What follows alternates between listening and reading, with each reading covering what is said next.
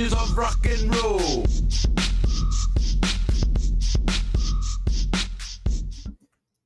Well, hello and welcome to the Daily Atheist Morning Show. I am your host, the amazing Super Chris Mallard. Thank you for joining me today.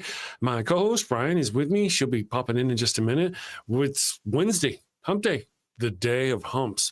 And we're halfway to Friday, which is actually the day that I'm going to be showing up at NanoCon and doing my first live stand-up comedy set at NanoCon this Friday. I'm very excited. Are you going to be there? Be there if you can. All right, check this out. We'll be back in just a minute, and we got some new things going on.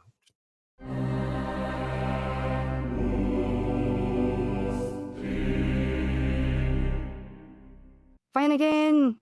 Yes, sir. Very disturbing, I know. Fetch me Father Finnegan.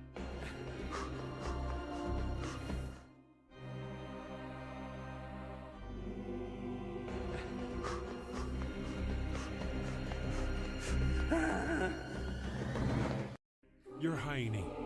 You are in the presence of His Holiness, the Puppius Maximus, guardian of the sacred fire hydrant, defender of the holy tennis ball, and eater of the golden kibble, Pup Oliver Poopsalop the Fifth. Your popedom. I heard you have a bone to pick with me. Condoms, Father Finnegan? No, thank you. I've got plenty. That's what I mean. Why are you selling condoms? Oh, you mean our Faro Sombrero line of condoms? Understood. You know how we feel about those around here. Well, they're not to be used by the Catholics, of course. Not for Catholics? No, they're part of our Sinner Gonna Sin lack of faith outreach program. A sinner gonna what? It's like getting the tithe, but from the heretics and the heathens and the atheists.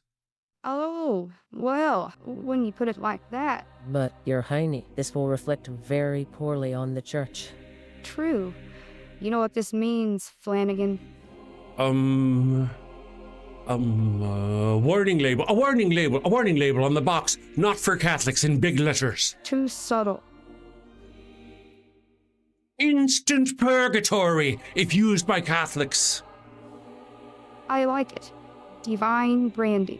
Excellent, your popedom. Will there be anything else? That will be all. You may leave.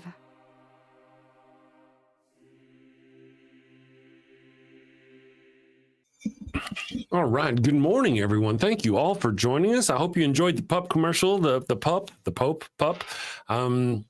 Yeah, that's one of my favorites. I've got Ryan here. Ryan, how are you doing? Looking lovely as ever.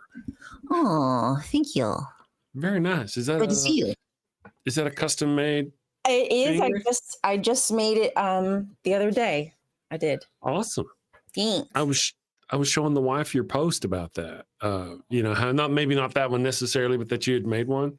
Yeah, and it's Cool. you can change it so you can wear it like this, or I can switch it and just have it go up this way so it doesn't go around the neck. It goes like up this way. Either way, yeah. Be Yeah. fancy like. Oh, Good I'm morning. fancy. You are. Well, I can do nothing. All I get if I try to sew is like You flesh. put on nice shirts and look good. Isn't that That's your job? my job. That's all Look my job. handsome Yes, and talk to people. apparently that's my job. Got the curls out. Dope. Good morning, Ryan. Yeah, they're out. Ryan has got her. I'm going to get rid of mine today. I'm getting a haircut today. Oh, it's today. Today's this the day. No, damn it. Ollie's getting a haircut this day. Tomorrow I'm getting my haircut.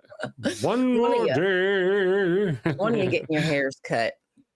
I know. I want to mention we are, for those of you who don't know, we are actually live streaming on Facebook right now. I don't know if you're, I haven't done it in a long time. We'll see how it goes. We'll see. Fingers crossed. May the odds be ever in our favor. What's the average age of the person watching from Facebook right now? 0. 53, because I'm the only one watching from Facebook. Apparently, Just nobody kidding, else. Facebook. I love you, you old heads. It's funny. We already know we have a pretty kind of older demographic. Remember when we did our little Yeah. yeah. We got We the can do it half again. lifers here. Well, we could do it again for fun and see how things go. Good morning, everyone. Let me say hello to everyone real quick. I'm gonna do my normal shout out to the chat, but if you don't mind, and be honest, put your age in the chat for us so we can see who the youngest person watching the show is today. Because we've been kind of noticing that we tend to have an older demographic. I don't know why, but we may have to have some sort of youth outreach. Outreach to the youth. We need a youth pastor. Well, what if it's not a pastor, a youth atheist? But what would that? I don't know. An atheist outreach youth specialist kind of person. Let's see. Cool. 40. We're 40 and up so far. Okay. 36. Okay. Look at Rainbow Ash coming in. Look at that. Way to go, Rainbow. Good morning, everyone. Carolina Infante, 51. This old helmet, 44. Anyos. Michael Bell, 62. Adrian Belgrave, 42. Good morning, Adrian. Thank you for joining us. Good morning, all of you. God equals the square root of -1 is here.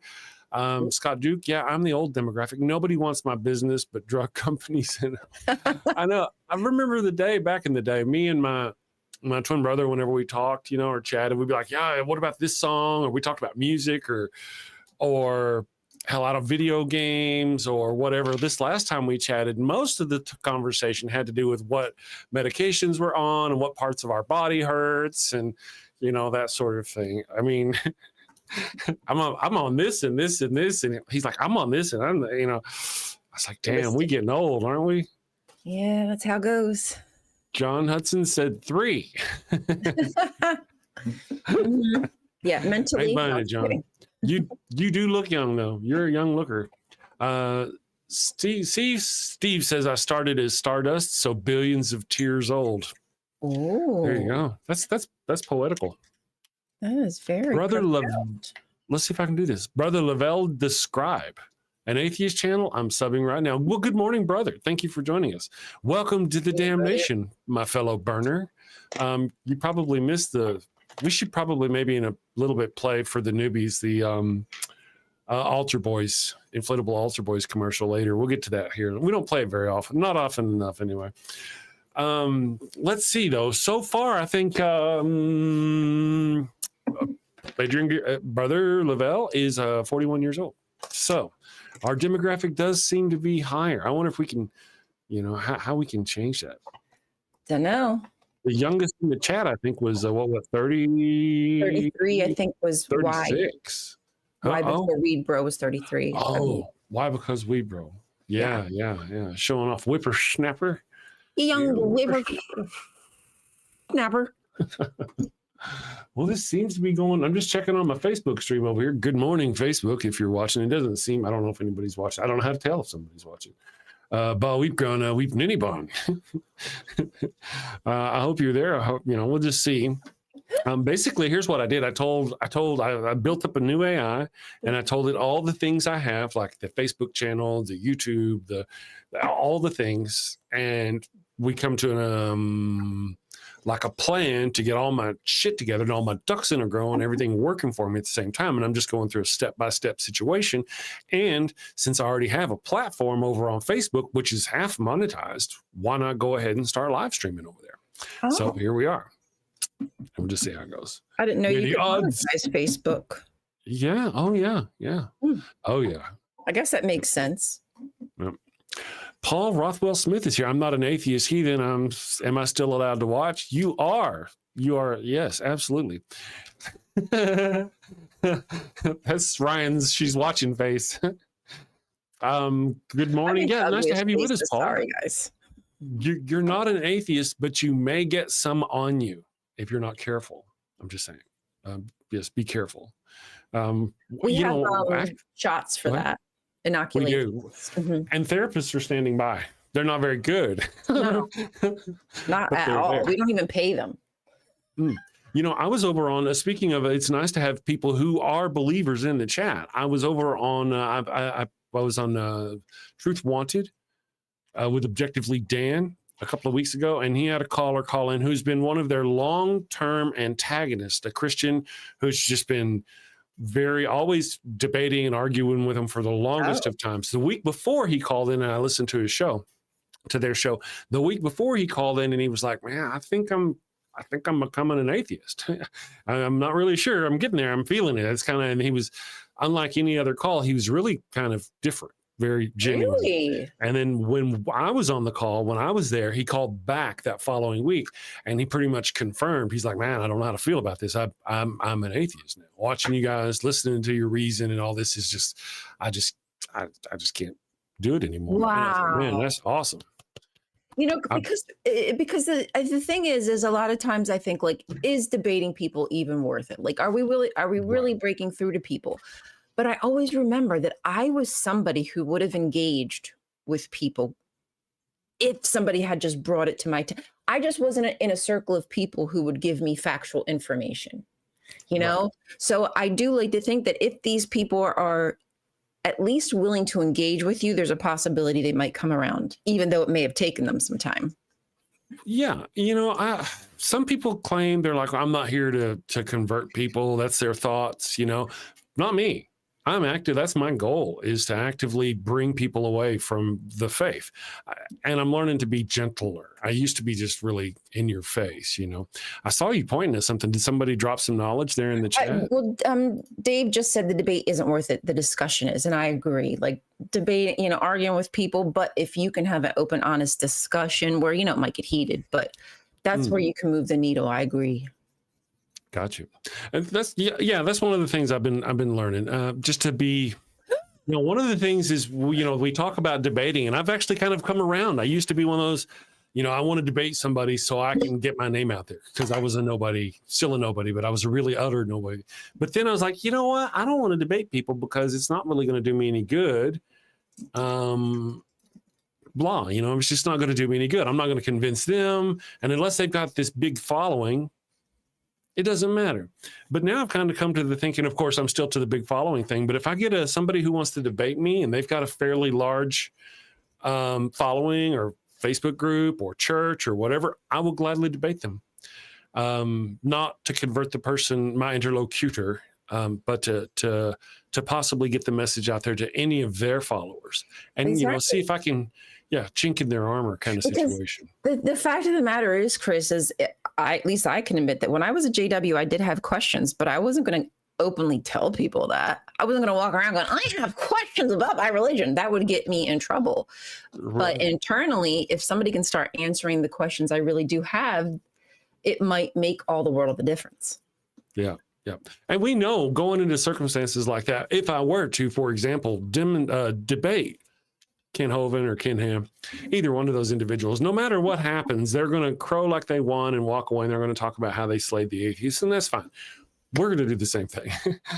Almost certainly going to do the same thing. You know, his arguments were weak or whatever. We're going to do the same thing. The worst atheists, I don't see how they could even lose, honestly. Right. I don't know.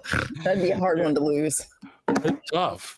I just see it like but anyway, but now my thinking is, yes, I would willingly do it, specifically to reach their followers. And, you know, if we actually have people on the show who do deconstruct, that'd be awesome too. Love to. I don't want, you know, I'm hard pressed to think I would be the sole reason why someone deconstructed. But it'd be nice if I was one of the steps on the way. Christopher Hitchens was a major influence on me whenever I first started to deconstruct. I saw him after Jerry Falwell died. And but I would be misleading you if I said Christopher Hitchens was the only thing. He's the thing that made me deconstruct. You know, I'd been having questions or doubts before I saw it, and it took things after that. So I'm not going to take all the credit if somebody does. Yeah, I will. I mean, yeah, it was me. It was me. I know. Let's see here. Let me say hello to our people. We got a lot of people in the chat this morning. Ken Hovind is a massive sleazeball, though. You know, I get that feeling. The things we've discussed and learned about Ken Hovind concerning like his ways with women, his arrest record, all these things, his abusive nature, just kind of worrisome. Simon Koi, I hope I said that right. You know how long eternity is to be mutilated by deformed creatures, on and on and on? Oh, that's a long time. It is. I think part of the deal is a lot of these people don't realize what eternity is. You know, and we could be thinking about something different, you know, because here's the notion. The universe is what, 16 billion years old? Oh, that's a long time. And how long is it going to last? What, 1 trillion years before it finally, who knows? And so we're going to burn in hell that whole time. That's weird. I don't think that's really how they kind of meant it then. I don't think they had that concept of a long enough time. Essentially, 1 billion years to me and you, that's eternity. Yeah. That's freaking eternity. That's, you know, so 1,000 years would feel 100 years would be eternal. Like 1 million billion years. Yeah. Come on, you're overdoing it. Something's wrong with you. You're just proving that you got little screws loose in there. Yes. God equals good morning. God equals the square root of -1 says Chris got hitch slapped. Yes, I did. Well, I got to be honest, that one of the first things I remember is him talking about Jerry Falwell. And he basically said if you removed all the bullshit out of Jerry Falwell, you could put it in a matchbox. What was left in a matchbox? And I thought, man, that was pretty rough. And then he's also the same interview where he said that Jerry Falwell was one of those people who should have been selling pencils from a cup out on the street. Nobody should believe him. The world is coming to an end, you know, that sort of thing.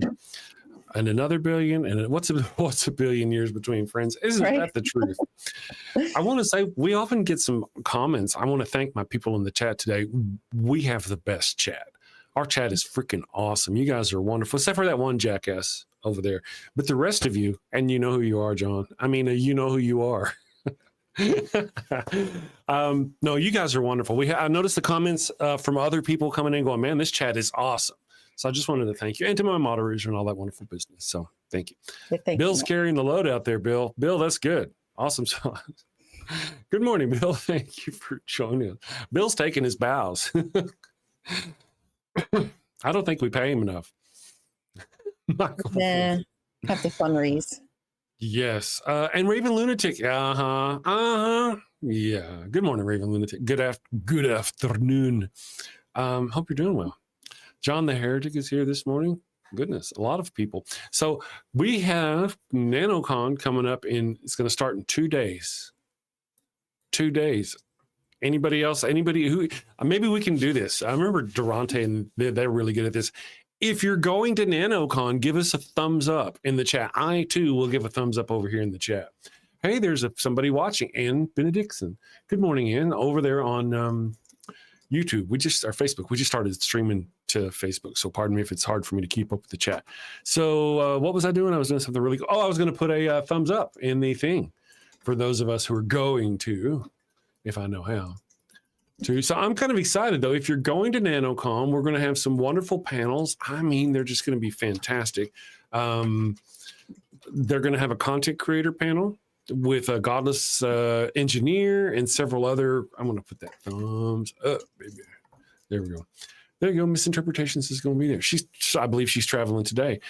So there's going to be a lot of wonderful people. Seth Andrews is going to be there. We're going to have a senator is going to be there. I'm going to be on a panel with Seth Andrews, a senator, and a Christian author who used to be a Christian nationalist and has now come away from the Christian nationalism side of things and is just like, that's not the kind of Christianity I was taught.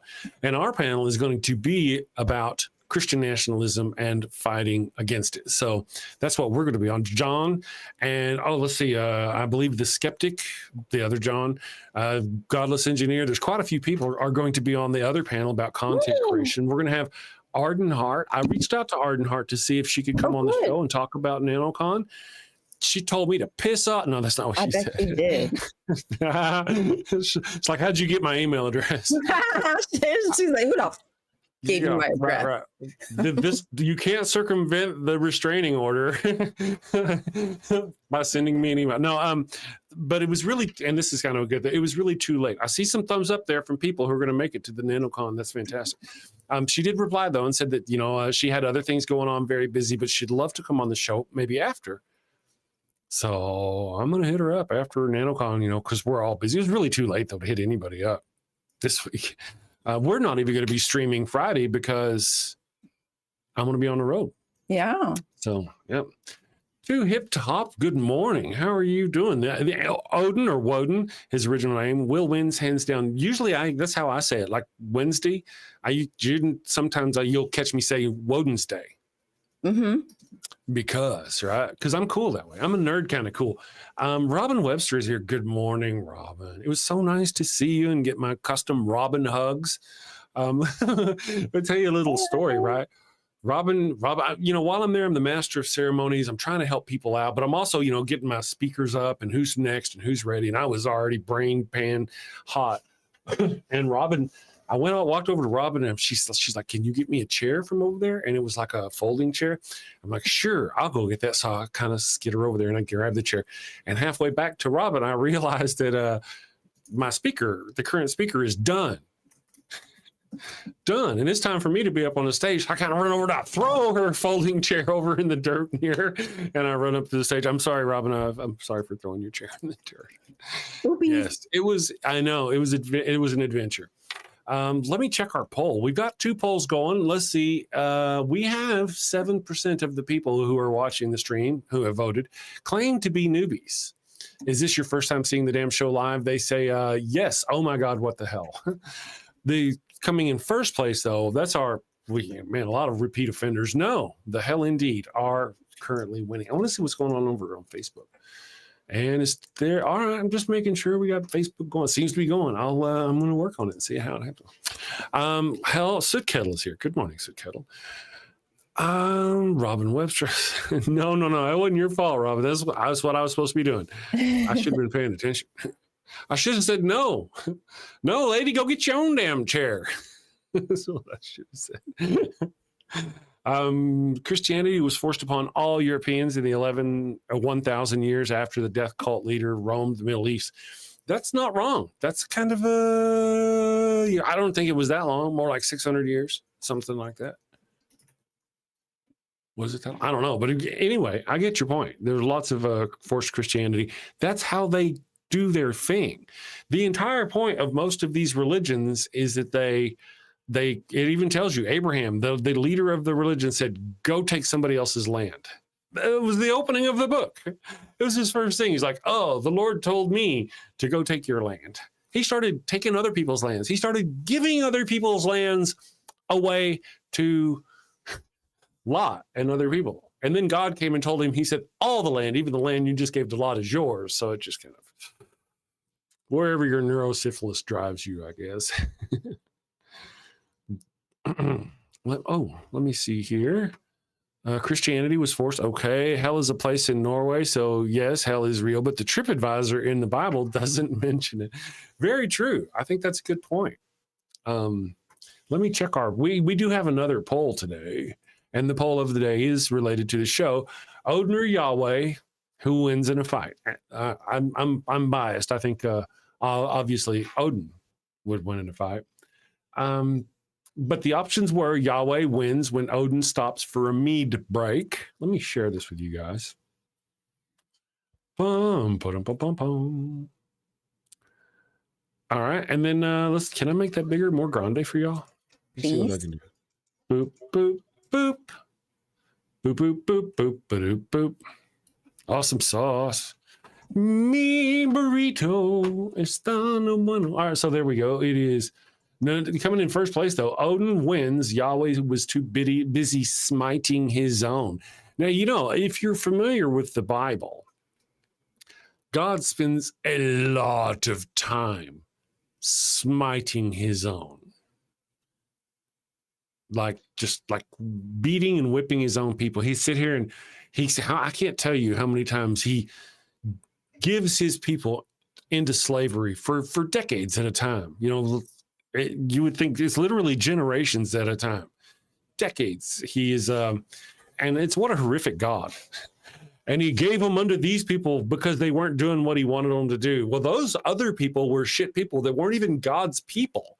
And yet he gave them the glory of, I guess, living and having slaves. It just doesn't make a lot of sense how they worked it out. Michael Wolf. Favorite pastime. It is just smacking his own, of course, of course. And then let's see, it's a draw. They send their kids to fight. I could see that, Jesus and Thor getting at it, and then they start kissing. Ooh, I watched that. I know, brown chicken, brown cow. And then we have lawyers. It's always the lawyers. Let's see what kind of comments we have here. Ooh, deviant outcast. Very verbose, deep. No, I can do this. The Odin wins on basis of being much younger. I like that thinking. That is some good thinking. Raven Lunatic for $2 says, what's a nun in a wheelchair called? Shit. Virgin Mobile. Good one. Thank you very much for the $2 super chat. Let's see. Damn it. I'd love to elaborate since ties in closely with the topic of mastery. You know, those are lots of words. See, Dan, you got this, but this is already too much text to hold Chris's focus, so I won't. You're good. What I was thinking is if I broke it up into little chunks, you know, I sit here and I like read one and then go back. I kind of skipped almost everything in the middle, though. But I agree with you. Odin's younger. You know, Yahweh's probably got like an old man girdle, going to blow out a hemorrhoid or something. We wouldn't want that. Odin wins because HR has all black, the necro sword that can kill gods. Oh. Odin wins because HR has. He has? All black? Oh, because he has. Yes, because he has. Sorry, he has. All black, the necro sword that can kill gods. I dig it. I dig it. Thank you for that. Atheo City says, I managed to defeat all gods when I was 10. I stopped imagining they existed. Very well done. Wow. Very bold 10-year-old. They dropped early. I understand.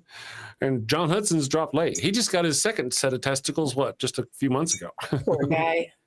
I know. I'm just curious how that's going, John. If you get a moment, feel free to fill us in on how your nuts are doing. And Perfectly Sure Unknown said, man in rookie daredevil suit solos both. Very low difficulty, blindfolded. I get you. Probably because neither one of them exist. Mm. All right. So we're going to stop sharing there, and we will come back to that shortly. I do have some things I wanted to mention that I made a note of yesterday I forgot to talk about. We often talk about here on the show how firstborns, they always sacrifice the firstborns, right? Ryan, was it?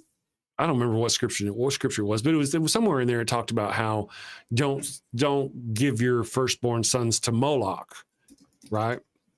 And the real message was there is give them to Yahweh, sacrifice them to Yahweh, not to Moloch. And I was thinking, what is it about firstborn sons? That they, I guess because they're the ones, like I said yesterday about like the legendary kings, like passing down your lineage, the kingship. That's probably really what it is. It's just passing, it's keeping your family lineage alive and dedicated to a specific God. Yeah. So you give the first one away. Okay, I get that. My thinking though, I kind of had a second set of thinking. Why was it the first one? Well, maybe it's because not everybody has a second one. Okay, so at least if you have one, that's true. But have you ever met like the oldest child? They're always jerks. Right? I'm like the fifth of the seven, and I can tell you honestly, number one is a jerk. Number one, if you're watching, he's a jerk. And every like oldest child I've ever met, they're all jerks. Youngest children are jerks too, something falls in the middle, but I figured that's why they're just like, of which group of children are the jerkiest? The oldest. Maybe that's what it was. Yeah, maybe it was. Let me see here. Secular Philinus, Ryan, indeed. Isaiah 45:7. Very good. God wants originals, not copies. That's a good thought. I like it. Let's see here. Simon says, don't blame God for the bad, blame mankind for giving into temptation. The devil is a master salesman. Isn't it interesting that the devil is more powerful than God? And his message is more alluring than God's message. And what he is selling, if you actually, now the Satan is not selling hell. Satan is selling sex, drugs, and rock and roll. Have fun, do what you want to, ignore the evil God monster that's watching you. That's what he's selling. He's not selling a pit of fire. Otherwise he'd have signs saying pit of fire here. But God, just his message just seems so weak compared to Satan's message. Well, everything is hearsay. There's nothing delivered directly from the mouth of these gods. It's just what some guy said this God said. Yeah. Well, it's like the one group of people, the followers of God, have to all gather together once a week to remind themselves and to assure themselves and to but the followers are, I don't want to call them followers of Satan. You know what I mean? Everybody else who's technically following Satan by their notion, they don't have to meet together to worship or none of that. They just live their lives and do sinful ways. And Satan's like, oh, hey, sex this dude over here. Or hey, drink this thing you shouldn't have here. Or hey, go do this, gambling you shouldn't be doing. And it works. His voice is hard to fight in our heads. And yet God's voice is terribly faint and difficult to hear in our heads. Maybe he's not as powerful. Maybe he's not. See, you're just reading my brain. But that makes, if God is not more powerful than Satan, that leads me to believe that God isn't the most powerful being in all the universe who could have created somebody more powerful than him. I like that thinking. How could he do that? That's a good question. Kelly says if Odin and Yahweh were both omniscient, they would know who would win in a fight. The evil one is among us. Uh-oh. Morning. Good morning, damn family. The eldest daughter has arrived in all her assholish splendor. Good morning, beautiful. I hope you're having a wonderful day. That's the evil one. For those of you who don't know, the evil one is the wife, the one. There are many wives out there, but this is the one. Adrian Belgrave says, I haven't gone to church in 2 years. I do my own Bible studies and watch Pastor Gino Jennings. Great man of God, by the way. Well, that's good to, find your path. There are things it's interesting to find somebody who does that, because you're not solely getting drip fed your Christianity from some guy every Sunday. I feel like a lot of, I'm not saying they are this way. I'm saying I feel like a lot of Catholics are this way, where they don't read the Bible at all. They just show up, they're fed a certain part of the Bible, and that's it. They go away, they're done. Go no further. Well, of course, it was the Catholic Church that didn't want to translate the Bible into any other language, so they could be the only ones to know how to read it since it was in Latin. So, I guess they would be kind of all on that sort of thing. So, yep. The whole premise is just not to have knowledge, like from start to finish. The very first book in the Bible is all about just being dumb. Yeah, that's right. Yeah, not to eat, yes, the fruit of knowledge of good and evil. Because if you know better, you do better. Yeah. Well, here's a good point. Steve C., and I got to mention, Steve, this is fantastic. I'm going to just ride this pony like Seabiscuit for just a minute. Steve says people will start worshiping AI. All hail AI. You know what? I tell you, I've always had a problem with, doing certain things. And back in my youth, I prayed. I didn't have a lot of luck praying. I really didn't. And nowadays I can go to AI and I can go, hey, can you help me with this? And it helps me with shit fairly reliably. I have more reliable interactions with AI than I ever did with God. So I could actually see being more tempted to, how people would be more likely to venerate AI. Because at least it does things for them and helps them, as opposed to these God creatures that never do even respond, And when they do, it's always because you've done something wrong. Oh, why did I get this? Whatever, Well, because you were bad and you were sinful. AI is more reliable than God. See, I was just thinking that too. And since Brother Lavelle Describe agreed with me, that makes me feel like I'm on the right track in the world. Kill count according to the Bible, 2 million, Satan 10. That's interesting. I would actually argue that point. Thank you, Suit Kettle, for that. But if you go read the books, God actually takes credit for those 10 deaths. he says it kind of when the first one's like, you go do what you want to them, right? And then Satan comes back and says, all right, those people, the bad things have happened. And then God says, yes, though you moved me to destroy them, Job is still my faithful person. So God actually takes credit for those 10 kills. Yeah, it never explicitly said that Satan is the one who does these things. Satan is the one who brings the information to Yahweh, but Satan doesn't do the acts.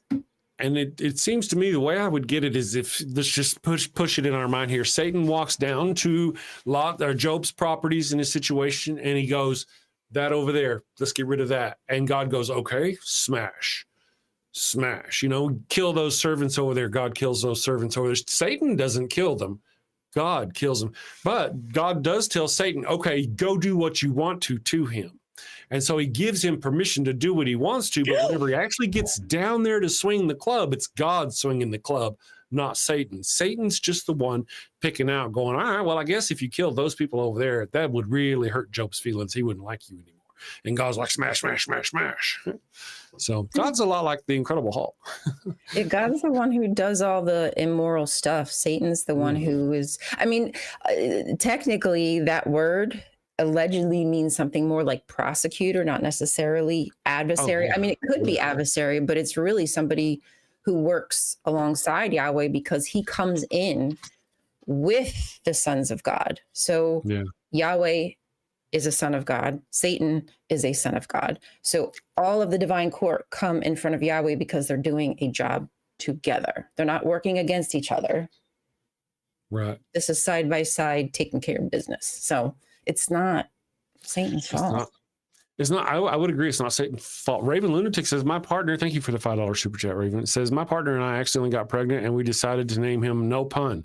That way he would be certainly aware he wasn't intended. No pun intended. Yeah. You could have named him Oops, The Accident. Broken Condom is a good name for an unexpected child. Right.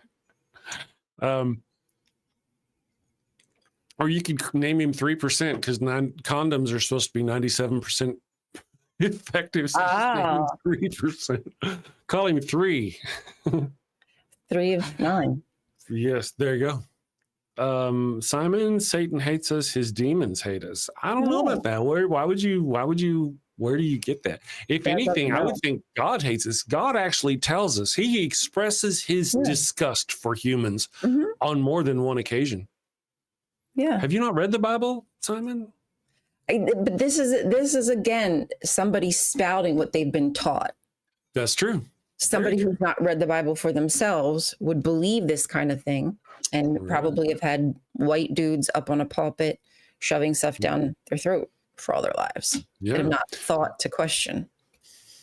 Absolutely. Well, one of the things I like to think about is the Adam and Eve story itself, where the serpent, because it depends on who you are as to what Satan represents and how many times he shows up in the Bible. But in the Adam and Eve story, the serpent is right there. Now, what are Adam and Eve, Simon?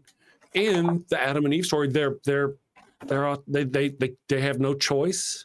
They're body slaves to God. They're built solely to work in the garden, and they're mind slaves. They don't know right from wrong. They don't know good from evil. They don't know anything. So they're mind and body slaves.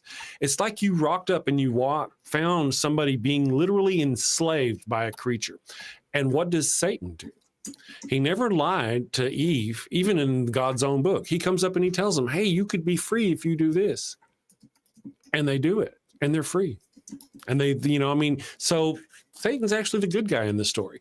And when you think about it, Eve didn't know right from wrong, and yet somehow God let this knowledgeable serpent in there and tricked her into eating from the tree of knowledge. But if she didn't know right from wrong, how did she, you know what I mean? So there's a lot to it that you obviously haven't thought through. It doesn't, no matter how you try to put it together, if you piece it together from what it exactly says, going by the verbiage or going by like the context of today, it really doesn't. It really doesn't. It's not congruent. And here's, thankfully, Simon even kind of in a way agrees with this. Satan swindled Eve to disobey God. No, I don't. Let's just replace the word educated Eve. Yeah. Okay. But even yourself, who was Eve? Eve was innocent and ignorant. And who was Satan? Not innocent nor ignorant. And yet, Satan, you're surprised that Satan was able to deceive her. God was surprised that Satan, and what was her punishment? Her punishment and all of the women's punishment was pain in childbirth and to be subservient to their husbands.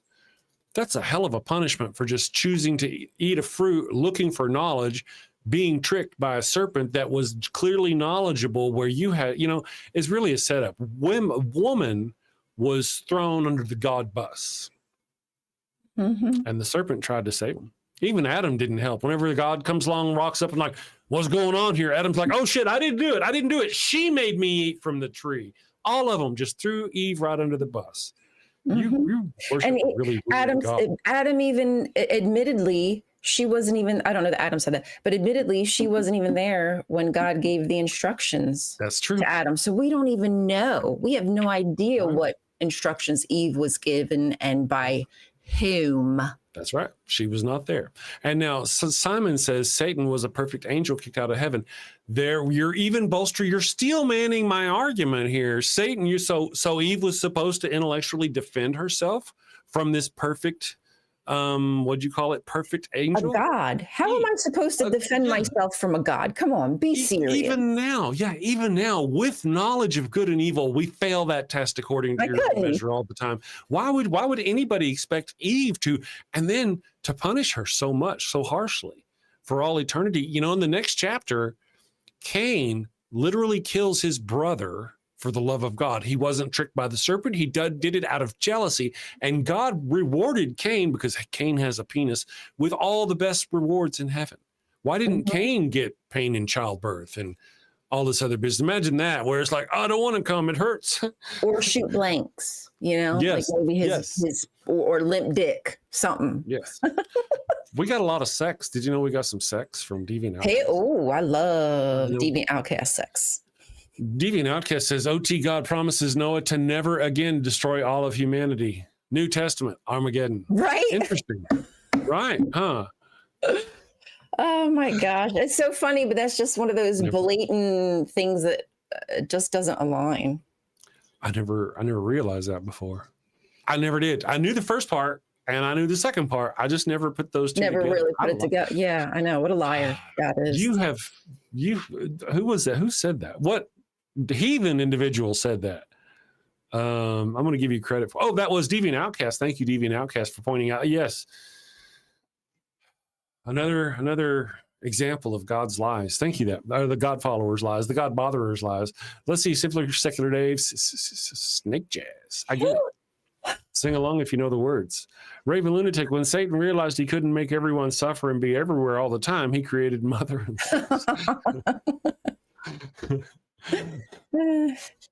Well, it's nice to know Satan created marriage. Yeah, at least he's doing something, not just sitting around. Too Hip to Hop says Adam was perfectly happy dude in the Garden of Eden. God, not happy on my watch. Or God, not on my watch. I'm going to take his rib and make a woman to ruin his happy, carefree life. That's a very misogynistic and probably accurate way of seeing the mentality of the people who created this this God creature. And why is and God, you would think the creator of language would be a better diplomat. I sometimes can't get the shit out my mouth. Like, I know what I want to say. I have a feeling about what I want to say, but the words won't come. God, being the creator of all language, should have the verbiage. Like, One would think. One would think. Yeah. That's one of my favorite arguments as well. Why, if God created all the universe, did he just, his only communication were with ancient camel herders in the desert? And that's actually anachronistic.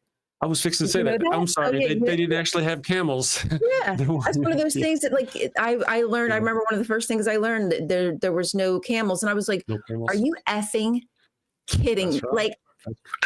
Like, it's just so funny how archaeology really puts all this shit to bed. I know. And it sucks the fun out of some of my jokes, because I'm sitting here making jokes about how the writers of the Bible are sitting there scribbling in the well, what is it I said in the coo of mating camels, with the coo of mating camels in the background or something, and it just blows my joke up. I have no more joke. I tell you what, it's coffee time. I do believe. And whenever we get back, we're going to do some other stuff. What did we do earlier? We did the pup. Let's do some goat-scented flesh candles for our people. Oh, I haven't been watching Facebook. I don't know if there's anybody over. We're live streaming to Facebook now. No. Hi, old people. Love you. Who? What? I said, hi, old people. I love you. Facebook. Facebook, if you're watching, she doesn't mean anything by it. She does, really, she does. Okay, we're going to do this thing. Let's do some ghost-scented flesh candles. We'll be back in a minute and a half. We'll do some more show stuff. Have you sinned again? Oh, and it's bad this time. A chicken just won't do. But wait, you don't have a goat for your burnt offering. Oh, no. The Lord's wrath is upon you. Insignificant person whose name I don't know, you have sinned. Probably. I shall smite thee. What do you do? You're all out of goats. She left you for another man. Fear not, my wayward child. Introducing Father Flanagan's line of goat-scented flesh candles. No goat? No problem. Just light one of these bad boys and let the sweet, savory scent of burning goat flesh rise up to the heavens. Is that goat? It's easy, it's fast, and deluxe models even have patented technology that produces a goat screaming sound as the wick burns. Father Flanagan's line of goat-scented candles. Save a goat, burn a candle. Father Flanagan's line of goat-scented flesh candles are part of our You Do You Jew interfaith outreach program. When you sinned and need to atone, light a candle and avoid the stone. When the Lord requires that pungent smell, light a candle or you're going to hell. Good morning, John. How are you doing? You doing okay? Do you need to sit down? Do you need to lay down? How was your movement? Sometimes, have you ever had a movement so good you could hear, yeah, have you ever had a movement so good you could hear your back pop? John's like, yeah. Good morning, John. I hope you're doing great. Simon says, I love saying that, by the way. Simon says, Jesus made all things. Did he? Was Jesus there? Let me continue. Maybe this is some sort of joke or prank. Jesus made all things, the snake, the evil, the hellfire. We all have a choice. Be kind, love, and cheer with everyone, even those that hate and curse you.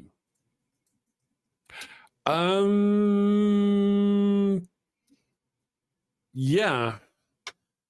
That's yeah, I don't know where to go with that. I could start with Jesus made all things. First of all, Jesus wasn't there. And if you're saying Jesus is God and was there in order to make Adam, then you also have to admit that Jesus killed babies. You got to admit, Jesus killed babies. I know, Jesus is an asshole. What an asshole Jesus is. You remember that time? I mean, Jesus commanded them to go over there and kill all those people. That sucked too. I remember Jesus commanded them to kill all of everybody in that town except the little girl children. Save them for yourselves as sex slaves. You remember when Jesus said that, Simon? If you're going to give Jesus the credit for making Adam, you got to give Jesus the credit for all the hideous Old Testament shit that happened. They try to... Like there's like these two, I don't know. There's so many schools of thoughts, but there's this idea that Jesus is so different from Yahweh, right? Like he's a son, he's nice, God's a POS. But then you have people who try to use John and push Jesus and retroactively push Jesus back into creation. Then, like you said, you have to admit, to your point, you have to admit that Jesus was there when babies were killed at all these different times when genocides were happening. And and they're doing, like, the reason they add the Old Testament to the New Testament is to give it gravitas, right? Is to give it like historicity. But when you do that, when you attach it, then you have to admit that Jesus was there for all the despicable, deplorable things. He's not the good guy that you claim he is, I'm saying. He's not. But that's where that whole, this is the old covenant, this is the new covenant thing. And then that leads to a whole other mind-bending set of contradictions. Jesus God gave his only begotten son for the world, and yet you still have to worship him. Did he not take care of that? I thought he was sacrificed for my sins, and now I go straight to heaven no matter what. Do I have to worship God? Why do I have to worship God? Jesus gave his life for my sins. Why I thought it was my get out of hell jail card. Yeah, get out of jail card, hell jail card. That's right. And since Jesus is allegedly taking on our sins for us, he not only should I instantly never have to worry about hell again, he should actually be burning in hell all by himself, alone and scared, the gnashing of teeth, hellstone and brimfire. I'm just saying, this is the God you worship. I'm just guessing you haven't thought it through yet. Yeah. Yeah. Dark God 646, God needs to worship me. That's right. I was thinking the same thing. You're wonderful. Thank you for joining us. Rational Poet Jackie says, Jesus does not make up for the violent Old Testament God because God does not back being a genocidal murderer. Oh, because God goes back being a genocidal murderer in Revelations. That's right. Well, no, Jesus, you're right. Jesus doesn't make up for God back then. Essentially what Jesus is doing, he's like a protective shield, like sunscreen, like sunscreen. He protects you from the evil God monster as long as you keep your Jesus sunscreen on. Slather it on. Just slather it on. And once you die, though, as long as you're covered, then you go straight to the not hot place. But if you forget to put it on, or if you don't put on enough, or it's not the right kind, or any of those things, you literally get fed by Jesus to the evil God monster of the Old Testament in his burning pit of fire. This is such a fun story. It's really fun. I dig it. I'd rather go to hell. Let's see here. Brother says, Bye. Now that song's going to be stuck in my head. I'd rather go to hell alone with the woman that'll be there. Women, because the women will be there. Yes. Only men in the kingdom of heaven. That sure seems how it seems anyway. The only women that'll be allowed in the kingdom of heaven will be the concubines, the virgin concubines. I wonder, do they get their virginity back, when they're done? Or how does that work? I don't know. I don't know how it works. I don't know. I'm not a scientist. In the beginning was Jesus, and through him all things were made. So, Simon, it's almost like you're not listening to me. Ryan, does that kind of resembles something that somebody not listening would say? It was actually Asherah, just FYI. Yeah. Simon, it was actually the mother goddess who was there, but okay. The mother goddess. I know. Yeah. They really did kind of switch out all the ish that Asher did and gave it to Jesus and Mary. See? Because they're bad people. Felix Fortuna says, in Islam heaven, the women will be ever virgin and the boys. Oh. I think so even if you have sex, you're still a virgin? Like it doesn't. Well, see, what does it mean to be a virgin? Is it just a physical thing, or is it also word? Right. Well, I mean, you could claim that, okay, so after intercourse, everybody goes to sleep, and when they all wake up the next morning in heaven, she's got her hymen back. But does it restore her naivete, her lack of experience as well? Because those are things that you expect with a virgin, right? Rather than, is it all hymenal? Is that a word? I'm like Shakespeare. I just created a word. I don't know. Ooh, cool name is here. Baden Rankovic says, Odin versus Yahweh, asymmetric warfare. That strategy was destroyed more than a decade ago. Zeus and Odin, Wotan and Yahweh and Brahms versus Saturn, Kronos. Man, I like where your mind is going with that. Let's do it. There you go. I need to see these battles. Me too. Are they going to wrestle in like togas? I want to see these movies. Like, I'm wondering where like some of these cooler movies are. Like, we get the same remixed gods over and over and over. We do. We need like women gods. Give me Kali. Give me Anat. Give me Shaytash. And have them all wrestling. Is that what they were saying? Have them wrestling? Yes, have them wrestling like the men in togas. I'd watch that any day. That's right, fighting. That explains it, but I thought, I don't know, they won't bleed. I don't know, revirgination. Yeah. See, I'm just, all I'm saying is that there's more that happens between the day before a woman has a sex for the first time and the day after. It's not just a physical change. Women are emotional creatures, and there's also an experiential nature to sex, obviously, right? So every morning, do they wake up and they not know what it was like the day before? Can you imagine? That would suck. All right. Oh, fuck. I got to tell you again how to do it? I mean, Jesus, do I have to tell you? All right, fine. Over and over. This is the 50th something time. in a man's head, something very demented that Very wants somebody wrong. inexperienced and ignorant, like childlike, it's honestly just so fucking perverted. It's a reflection on the entire religion.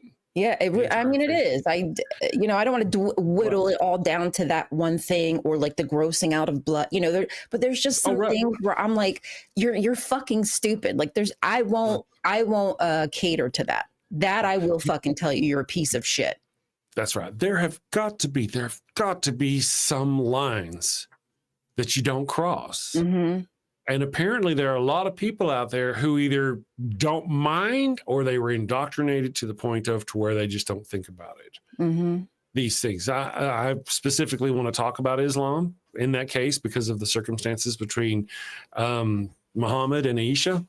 But it doesn't stop there. It's all of them. Whenever we talked about the story of the man traveling, the traveler going to Bethel. Yeah, the one in Judges. Yeah, he was taking a young girl who ran away from him back to his home to forcibly marry her. It's a running theme in their faith. Let's see here. There's lots of Daves showing up, aren't there? Virgins being the best in the sack is something only people who've never done it can come up with. Well, the whole notion of it being something about a virgin being desirable, I think is more rooted in, well, I don't know. It's hard to say. It varies from person to person. I don't know. Look for global alliances in World War III now, and you will see who's on which side. I know. Oddly, it's really interesting that I never thought. I don't know. That's a complicated one, Bane. I don't want to get off into that one just yet. Let me check our poll and see how our poll is doing for the day. And I also want to check over on Facebook and see how it's going over there. Hello, my Facebook beautiful people. How are you doing? Nice to see you over there. Looking for go. So, yep. Well, we're doing it. We'll see how it goes. I appreciate you all. Maybe I got to refresh. Sorry. I don't think you are. Look at those guns, girl. Look at those guns. I know. You been working out? I have. Huh? You gonna throat punch a Nazi? Is that what you're getting ready for? Is that the circumstance? I'm not gonna lie to you. I want to be able to knock a bitch out. There you go. Knock a bitch out. Okay, just in case you have a need. Yay for Chris's poll, the best sub poll I've seen in years. Thank you, Ms. Nozagwitter. You should sign up for the OnlyFans. Let's see. You guys are one. We got a lot of people going off in the chat here. Rohaha is here. Pretty thing. I think got to be talking about you. And if you guys out there liked my long hair and you're like, man, Chris, that long hair is cool.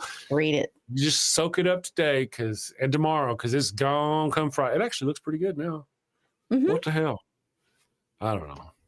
But I want to get it cut before I go do the Seth Anderson stuff and be all fancy. Yeah. I don't want to be like, I remember with my son came up with his hair and his hair was long and he'd go like that to get his hair out of the way. Right. Have you seen him do that? Uh-huh. I mean, sometimes they use their fingers, but oftentimes they just do their like that. The virgin thing is all property law. Same reason people want new cars. No previous owner wearing out parts. Exactly. Yeah. Yep. The notion that, if she gets pregnant or if she is pregnant, it's because of me. And that's their notion of proof. Just, I wonder, I've got to ask, here's just a notion. As we now know that not every woman has, there's a couple things. Not all girls have hymens. Okay, that's point one. Point two is other things can happen, such as riding a horse or falling down on your butt or whatever can break that hymen right? There are other ways for it to happen. And so that brings us to the question, how many women throughout history in Islam or any of the other religions, really, I shouldn't limit that to Islam because this is the Abrahamic religions, how many have been unalived because they were found to not be a virgin when they were born, but not because they had sex with someone, but because they've been lost their hymen riding a horse or just never had one to begin with. I mean, it's not a number we can obviously come up with, but just imagine if that's the bar by which it's measured. Raven Lunatic says, "What's a virgin terrorist called? Never been laid on." That's close. Never been laid on. I'm adopting you. John Hudson is adopting you. I know. Somebody else in his mental ward, probably. One of the voices in his head whispers it to him. Paul says, unlike Christianity, Islam is clearly fake. Well, in my opinion, yeah, I mean, I get you. I get what you're saying. Yeah, Christianity is a little harder to see through. But maybe for us, because we were raised here and under it, it may be if you were raised under Islam, you may find it more reasonable. It depends on how they were indoctrinated, but I kind of agree with you, really. Secular feminist says, what's creepy is some people get hymen reconstructions. I know. That is kind of weird. There are, have you ever heard of a husband's knot kind of situation? Have you heard of that? No. So once again, I should have a button that says, correct me if I'm wrong, but sometimes during birth. Oh no, I know what you're talking about. Yeah, that's wrong. Yeah, I know, but that's disgusting. Yeah, let's sew you up for his pleasure. And it's only caused issue. I mean, it's caused issues with people because it's not supposed to be done. Right, and the more you sew her up, the more I think you think I have a small dick. I mean, no, I'm all right. I'm not that self-conscious. Leave it alone. I'm just saying. Jackie, Rational Post, Jackie says, do girls have the Heimlich maneuver? I've often asked that question myself. Dehumanize, apparently. Oh yeah, it's one of the things. So that's a good question about religion and faith. How did we get so far off? How are we talking about hymens? At least we're not talking about. You brought it up. I don't know. Foreskins. I think we were talking about virgins, and then it just led. Oh, weirdgens. That's right. Weirdgens. Let me check. I want to check my poll back real quick and see what's going on. Do we have any votes yet for Yahweh? No votes yet for Yahweh. We've had 39 votes and not a single vote for Yahweh. Yahweh, you're not exactly sending your best. I'm just saying. Apparently Odin wins and the lawyers come in second. You guys are fantastic. Thank you for your comments. I'm going to run us a thing here, take a little coffee break in just a second, but I do want to see, we haven't done Theocracy Watch yet, have we? That's okay. I like pushing it back. Okay. And where did it go? Which way did it go? I don't know where it went. There it is. What the hell, man? Oh, why did it do that? Get out of the theater mode. What the hell? I lost my chat, people. That's all. I'm just trying to lost my chat. That's all. No worries. What the hell's wrong with you? Live. To talk amongst yourselves. Anyways, for some reason, I've lost my chat and I cannot respond to my peoples. Refresh the prayer. I know I can't. I can see the words over here. I just can't really speak to you over there. God, morality is fair. Good morning, Jonathan Guerrera. Guerrera. Good morning, John. Jonathan, how are you doing? I hope you're having a wonderful day. God, morality is fair. It's all shit. Only extremely insecure men can come with. It's only shit. Only insecure men can come with. Yeah, gotcha. Burns 313. It's been a long time since we've seen you. Where have we been? We put your face on milk cartons. That sort of thing. It's been a while. Let's see. Why? I don't know why it's doing that. There we go. Can I see my chat? Damn it, Jim. I'm a doctor, not a chat master. I know why it's doing that because I blew it up for everybody to be able to see.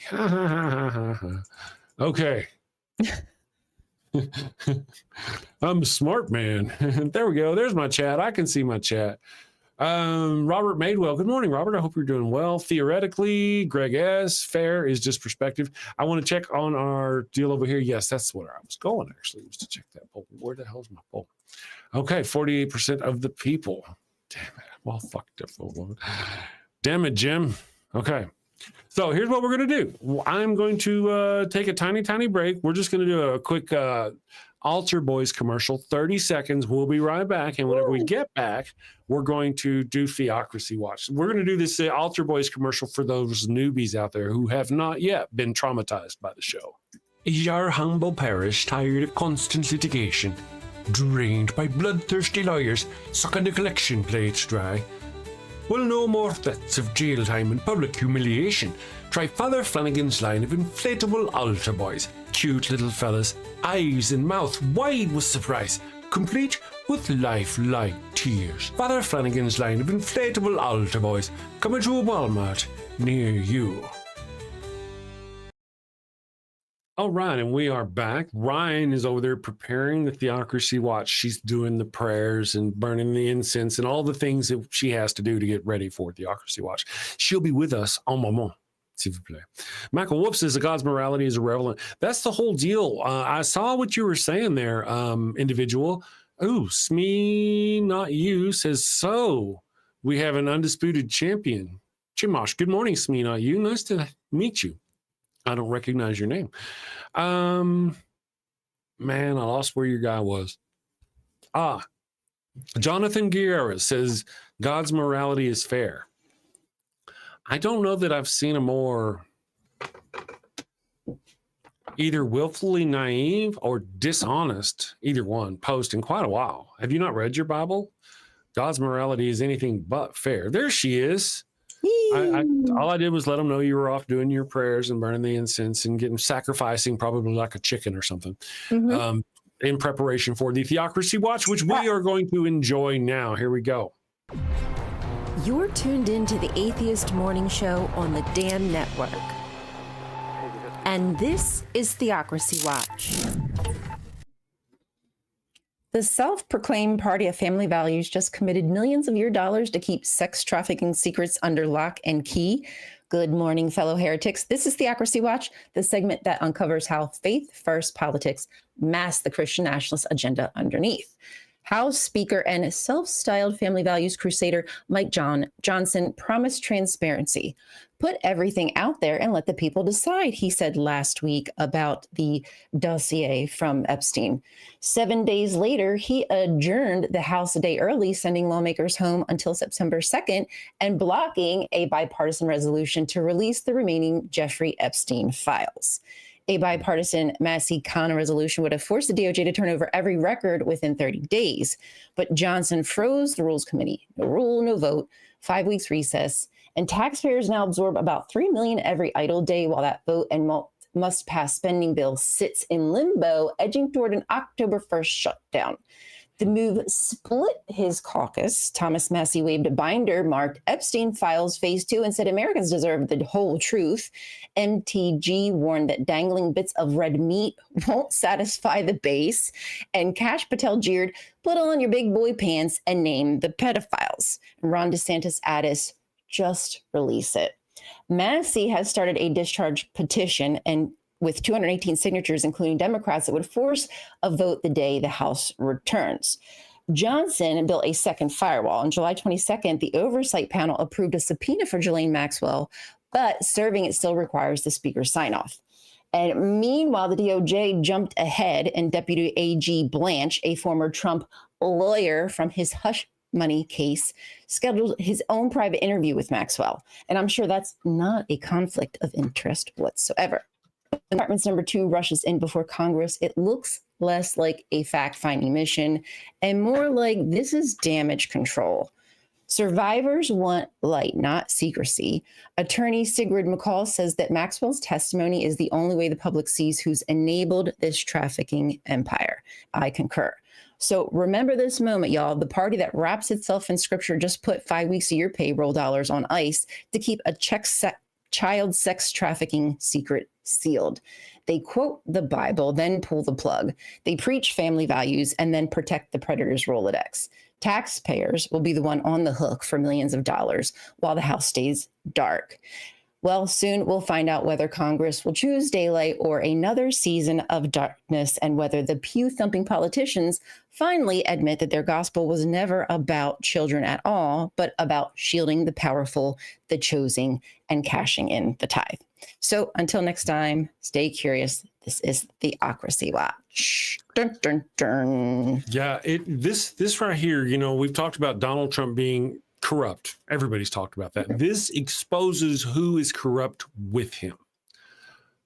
Absolutely. I mean, I can't imagine that these people, now they always claim to be the anti-PDF file people, right? They always claim that, but so often they're the ones by the numbers, especially when we're talking Christian conservative people who are often caught doing that thing. I think it's ironic that half the time they're calling for the execution of PDF files and then go home and are PDF files, not realizing someday they may get caught, you know? But in this particular case, they're spending a lot of time and effort and money to protect Donald Trump. And here's the deal. Some people think it's just a list. It's not just a list. There are a ton of videos of these people assaulting these girls. Yeah. And Donald Trump is among them. I forget how much data. Is it like 300? I forget how much, but it's a lot of videos and things of that nature that's not been released. And we can redact, is what I'm trying to say, all of the personal information from the victims, right? Because none of us, I don't think any single one of us would want to further victimize somebody who's already been predated on. You know what I mean? But the predators, why did you do an effing 180, bruh? Like, how did you say last week, yeah, let's get it all out there, and now you're willing to throw away millions of dollars to protect it? I'm so mad about that.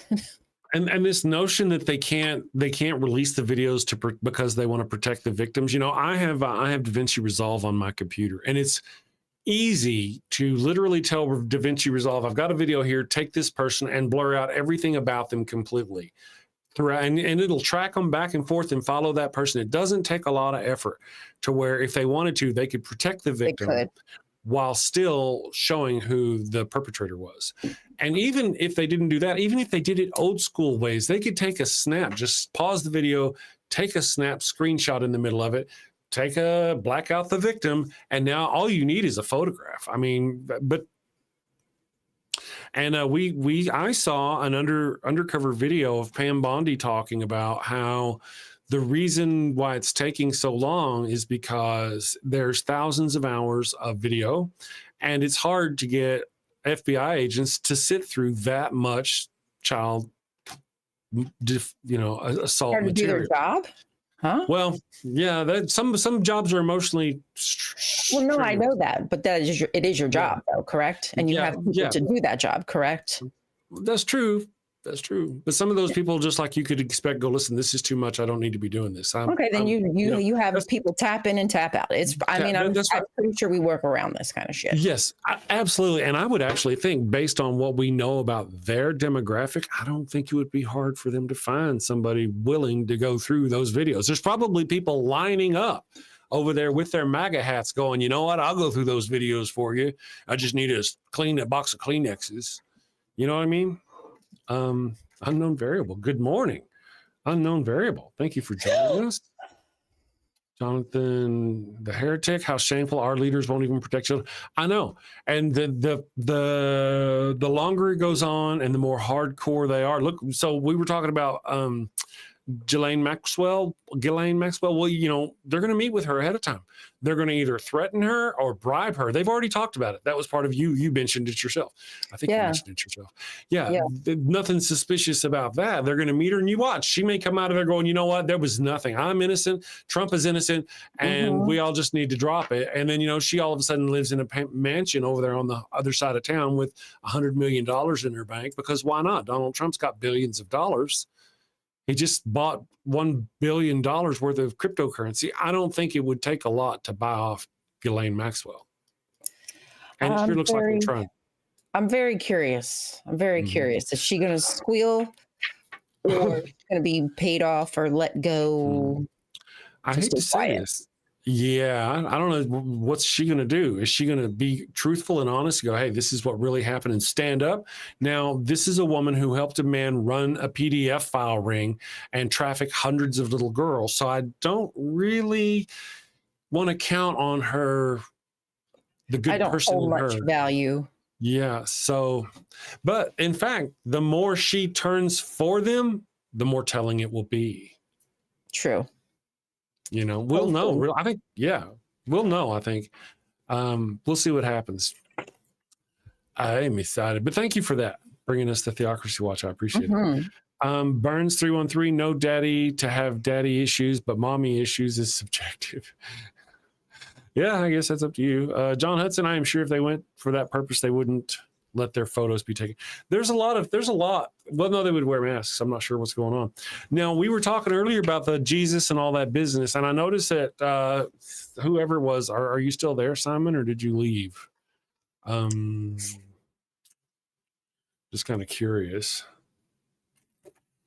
It's just that these people come in, the believers come in, and sometimes we have trolls, and sometimes we have people who are eager and actually want to know. And I'm just kind of curious if this person pointing out things like God's morality, we can talk about God. Oh, here's a point I want to make. I did write this down. The individual in the chat was talking about two different things: people complaining about what's good, or people, enjoying what's good, and then complaining about what's bad, and saying, why aren't you enjoying what's bad? Why do you only complain about the bad, not complain about the good? People and their ability to bitch about their circumstances in life is not the same as God being moral. God being moral and what God wants is a completely different. These are not the same. You were putting them in the chat as if somehow those were related. You're like, well, God's morality is all good. Look at people. They're bad. They complain when they get good, or they like it when they get good things and complain too much when they get bad things. Not related to God's morality. Not related at all. God is the one who did horrible things over and over again. By our moral standards, God does not have good morals. If he did, you would be able to follow his word every day, literally taken from the Bible, and not spend the rest of your life in prison. However, if you were to actually do what the Bible tells you to do, you would not be able to. You would be immoral, because it would tell you to stone people, to rape people. It's okay to have slaves. There are so many ways that God's morality is absolute shit compared to the modern morality of a secular humanist society. Mm-hmm. Take that. It's confusing. I don't get it. Yeah. Cognitive dissonance. Yep. Sometimes I think they're just so invested, It's sunk cost fallacy. Yeah. JWs are the same way. Even though they've been promising Armageddon for 100 years, it's just around the corner. You just keep holding on. Trump keep holding on. Pretty soon, them prices are going to come down. I promise. It's around the corner. And just like those Jehovah's Witnesses, I give away all my stuff, and sure enough, it's just going to happen. It's going to happen soon. Here it comes, and now they've given away all their stuff, and they don't hold your breath. It's all a scam. It's all just a huge, horrific scam. Let's see here. God is a human proxy man. That's true. I really think, though, the God there's just different kinds of God in the Bible. I wish, answers in Genesis, or dragons in Genesis, Ryan knows this. There are just so many different facets and way God presents in the Bible because of the way we've got different people writing about it in different times. Sometimes the Lord appears in a vision. Literally, we talk about, oftentimes you'll hear me bang on people. They're like, God spoke to me. I'm like, God spoke to you. He didn't speak to Mary, the mother of his own child. Why is he going to speak to you? What makes you special? God didn't speak to nobody. And yet he did speak to Abraham, came to Abraham in person, allegedly in person. The Lord came to him. So that's just one story about how these one people saw the Lord in this cobbled together nonsense. It just, I guess they just ignore that. Yeah. That's a familiar story, because the Lord and Abraham are sitting there talking about stuff. And of course, Abraham just keeps banging on the fact that he can't have any kids. In Genesis, 15 or something, whenever the Lord first started talking to him in his hallucinations, the very first thing he started doing was going, why do you hate me and not give me children? Right? Like, really? That's the way you're going to open this conversation? I'm the Almighty Lord. Nice You're just to going to meet go you. give me. Right. But he's still banging on about that later. I just think it's a psycho God. Psycho God. John, if God does exist, it doesn't matter what people like me say. If he does exist, he doesn't. If he does exist, he doesn't exist. Wouldn't you agree? I'm not sure I got that one, Jonathan. Later, John Hudson, thank you for joining us today. Enjoy that Adderall. You lucky man. Enjoy. Enjoy, yeah. Neurogeezer, Jonathan, we're not complaining about different rules for gods and humans. See, that's the whole thing. As I mentioned, whether we're complaining about shit or not has nothing to do with the morality of God. The morality of God is this. Now we're going to complain about it. If our morals are better than God's morals, doesn't that make sense that we would complain about it? And this merciful, loving God, before Jesus comes along, he was never merciful and loving. He was leading his people through the desert on a 40-year journey where they were miserable, and yet he was feeding them the same shit every day, and somebody complained about it. So was he merciful? Was he loving? Was he kind? Did he change it up? Did he start dropping pizzas instead of manna? No, he sent snakes to kill these people, to bite them. It was. I would have ate the snakes. There you go. Well, at least it's different. You know, maybe that was what he intended, and they just didn't figure it out. So there are all of these wonderful things. Let's see. For some reason, God gets a pass for things that would vilify any other person. Never understood it. And again, I mean, Jesus. I don't really get the thing that Jesus did that makes him so good, that he's so different than God. Yeah, I mean, maybe it's just that they don't know what Jesus was saying. Yeah, probably. And I mean, it depends what I guess flavor of religion you are, because some think that Jesus was like a war lord and they carry guns around and they wanted to shoot people to bring the end of the world. And some people think he's such a nice guy. He's a sweetheart. Jonathan says, let me ask you all, think about your life. Did you always know what was good for you? Again, what does this have? This has nothing to do with God's morals. It has nothing to do with the morals of God. And how people know what's good for them and what's not good for them is something we have learned over thousands of years, hundreds of thousands of years of evolution within cities, towns, communities, stuff like that. This notion that only God can give you some kind of morale is horrific. If it were, though, then wouldn't they all be the same all over the world? If that's how everybody got their morals, even innate morals, you would think God would give them to you. But then you look at God's morals and what God does, what God sees as good, and you just cannot line those up with what we see as good and moral.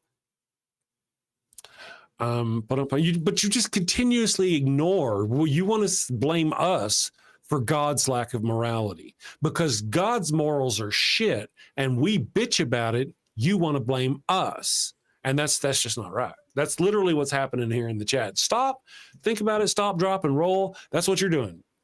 Your God is shit. He's got bad morals. We're complaining about it, and you're going, well, you complain too much. Why are we complaining? Because God is nice and merciful and loving and takes care of us? And no, because shit sucks, because he sucks. Very well unknown. Someone needs to watch Dan Baker's You Don't Have to Go in My Basement. I might have to. It's Dan Barker. I'm going to meet Dan Barker coming soon. Yes, this Friday I get to meet him. I hope I get to meet him. Imagine the nutritional deficiencies one would suffer after 40 years of eating nothing. Here's another little thing I want to mention. A lot of people don't know this, but the people who left Egypt and have headed to the promised land, none of them reached the promised land. They wandered in the desert so long that all of them died, and the only ones that made it to the promised land were their descendants. I think there may have been one or two people who actually, of those people who allegedly in the story of Moses leading his people from Egypt to the promised land, only one or two, if I remember right, only one or two actually made it. Moses himself did not get to go in there because a long time ago he didn't ask a rock a question. He hit it with a stick. And Jonathan's going to say, I'm not saying don't complain. I'm saying be fair, complain about the good also. That's stupid. Complain about the good? Yeah, it's stupid to complain. And again, this has nothing to do with God and its morals. Telling people to be, to complain about the good. You don't complain. And just by complaining about the bad, you're admitting God exists. That's just, you're not using all your brain cells, are you? Just because we complain about it. Now, we're complaining about how horrific the God in the Bible is. You're trying to sell us a God that we don't believe in. And we're going, look how horrific this creature is. Its morals are bad. And because we complain about that and expose those more bad morals, you say that literally proves God? I don't think you're in the right place. No, and even the word complain, right? If I'm speaking about atrocities that Hitler committed, because that's just the easiest one to pull out of the air, right? I'm not complaining. That's not a complaint. That is factual information that harmed people. Like complain is putting a negative spin on us, like, oh, I am so mad because, I was just, I was aggravated and I had to wait in line 5 minutes. That's a complaint. That's what a complaint is. Mm-hmm. Speaking about the truth of how this God, I should say, of how this God treats its own subjects is not complaining. Is not. Sorry. Matter of fact, part of our, let me go to back. How he treats his own subjects is fascinating. I'm glad you brought that up because that actually fits in with our poll today. In our poll, the question of the day just happens to be, let me refresh the page. Odin or Yahweh, who wins in a fight? And here are the options. I just made these whimsically this morning. Option number 1, Yahweh wins when Odin stops for a mead break. Nobody has yet voted for that, by the way. Option number 2, Odin wins because Yahweh was too busy smiting his own people. I just whimsically made that this morning. It just happens so much in the Bible. Here we are talking about it again. God, the God you worship, is horrific. And trying to blame us for the evil nature of your God, this doesn't really work, And then to say because we point out how ugly the creature, people living in the desert a long time ago. Right, yeah, because we did that proves he's real is just even further. Are you even still here or did you leave in shame? You should have just left in shame. I'm just saying. I'm sure they're still here. I'm sure they are. They're typing right now. Yes, probably saying, but you got to be mad about the good and happy about the bad because that somehow means God is, I don't know what the fuck you're talking about anymore.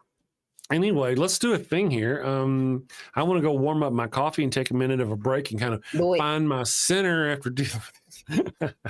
Let's do, I'm kind of also testing our Facebook stuff here to see how that's going. So far, nothing. It's community standards. Let's see, is that saying I got a complaint? Oh, no. I don't know what that means. I haven't gotten a complaint yet. Nobody's watching.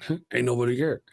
Let me go here. We're going to do this one right here. And whenever we come back, we'll wrap up the show just a tiny bit early. The evil one is here this week. So today and tomorrow, I will, somebody is demanding the Pharaoh's curse. I will thusly give you the Pharaoh's curse.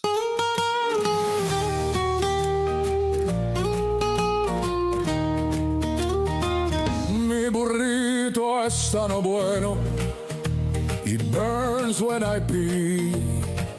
Abraham had the crotch cooties and gave his sister wife to me. El ataco bueno. It stings like a bee. They told me she was his sister. Now I'm plagued between the knees. I've got the Pharaoh's curse, a case of penile plain. I've got the Pharaoh's curse, there's fire between my legs. Mi burrito está no bueno, a full bladder I fear. Abraham's lies and Sarai's touch have left me itching front to rear. Mi burrito está bueno, it burns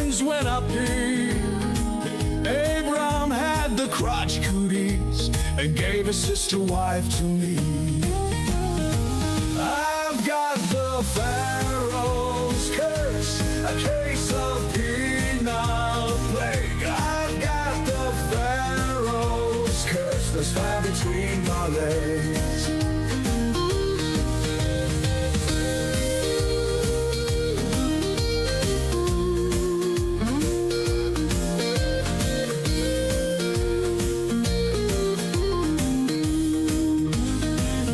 Mi burrito está no bueno, a full bladder I fear. Abraham's lies and Sarai's touch have left me itching front to rear. Mi burrito está no bueno, it burns when I pee. Abraham had the crotch cooties and gave his sister wife to me.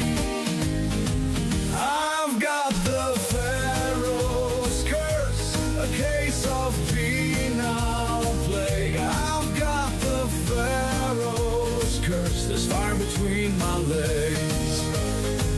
I've got the Pharaoh's curse, a case of penile plague. I've got the Pharaoh's curse, there's fire between my legs.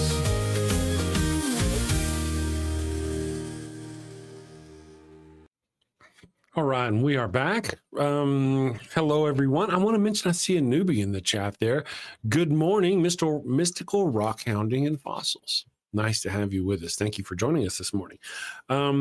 Jonathan Guerrero says we're smarter than him. Also said we're leaving. You know, I mean, we're better than him. It's really not about that. I'm going to bring Ryan back up here because she's now back from her prayer session. It's really not about being better than you or smarter than you. Now is what matters. You did not know. We told you. You did not know how horrific your Bible was, how immoral your God was compared to us normal people. Your God is horrific. We've shown that to you. Are you intelligent enough to understand it? That's the question. Are you good enough to, once you understand it, change your ways? So whenever you ask, are we better than you? Are we smarter than you? I don't know. Are we? That's up to you now. Ryan, you're muted. I don't know if you know you're muted. Yeah. I can see you cheering me on. I just couldn't hear it. Oof. John says, good, so I still got hope. That's right.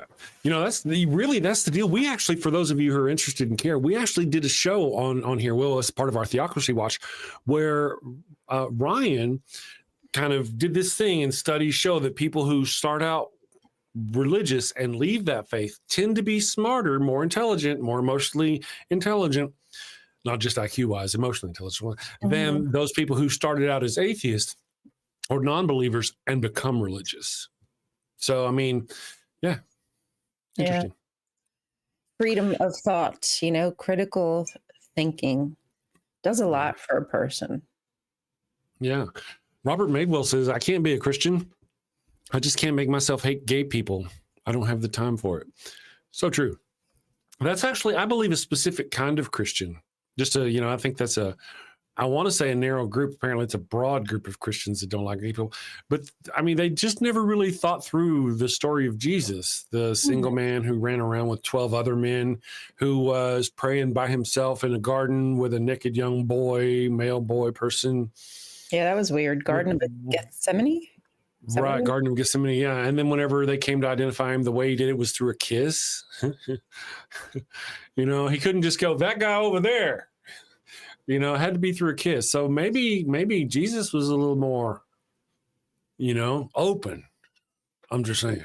A little more pan than they might want to believe. I mean, we really don't even know what his DNA was if he was a man. Yeah, he may not have been a man. Because he didn't have male DNA. Well, that would be true. He had God DNA. Jonathan says, I can't wait to start thinking. Can you tell me how thoughts are created, please? Apparently not. They're returning my wisdom with sarcasm. So it's I can't wait to start thinking. Can you tell me how thoughts are created, please? Now you're being silly. That's not at all what we meant, and you know that. But the deal was, I mean, we were pointed out the horrific nature of your Bible, man. You got to deal with that, not us. That's Jonathan, I came from a high control religion, and I can tell you that the way that I think now is far different than the previous 40 years of my life. There were certain places I could not go into. Like there's certain doors, my brain, I wasn't allowed to enter and search. Right. And now I can, and it has changed my perspective on a lot of different things. And I'm not saying you're stupid. It's just I was incapable and told it was wrong to do so. So I listened. I thought I was being a good person by behaving and not asking those questions. That's all. Somebody in the chat posted, it was Ember. Hi, Ember. Said, remember that time Jesus got caught with a naked boy, according to Matthew. And I just plugged that into the chat just to see, because I wasn't really sure. And the passage in question is Mark 14, 51, 52, which says, a young man wearing nothing but a linen garment was following Jesus. The people with the back fetish are going off, I just want to say. It took me a minute to get what you were doing. I didn't know what you were trying to look for, a bug on your back or what was going on. Jesus making out. Jesus making out, yeah. Mm-hmm. So the passage in question was, a young man wearing nothing but a linen garment was following Jesus. When they seized him, he fled naked, leaving his garment behind. So where did this person come from? Where did Jesus was coming from his prayers at the Garden of Gethsemane when this happened? So that's all I was talking about. Yeah. And the foot washing thing, there's this notion that foot washing is a metaphor for oral gratification. How many times did the disciples wash Jesus's feet? Yeah, well. How many times did Jesus go around washing people's feet? Maybe his head was on point. You never know. His head game was on point. Yeah. Feet are a euphemism in the Bible, admittedly. That's what they say. Ethical morals or personally, yeah. Let's see if I missed something there.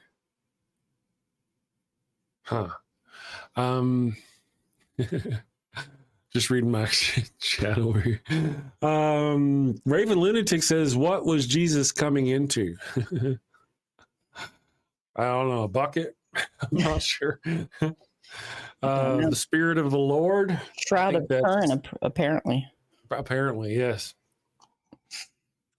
Oh, yes, the angels who cover their feet with wings are being very modest. Covering that dangling. I say let that thing out, honey. Let it swing. Like the Roman statues and things of back in the day where they just let them dangling, swang-a-lang. Please. That's right.